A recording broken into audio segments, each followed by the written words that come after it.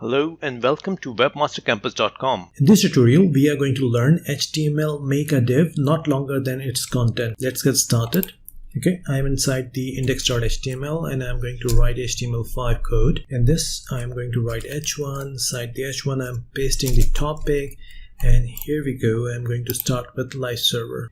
Okay, now let's add some HTML to get the requirement, and I am going to enclose this table which I just pasted inside a div. Okay, so we have a div and a table over here, and now let's add a style.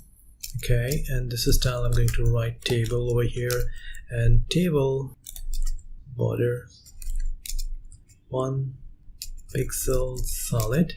Okay, and width, let's call it 100%. Okay, so here we are. Table is expanded on the whole page. Okay, but our requirement is table should be compact as much as so it just adjust within the div easily. Okay, so to fix this problem, I can write div and call it display inline block.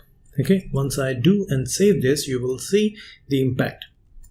So table just shrink with the content, and it's no longer than its div size, because a div is an inline, so it will just expand only the content it has. Okay, the effect is called shrink wrapping. Thank you for watching this video. Please like and subscribe my channel.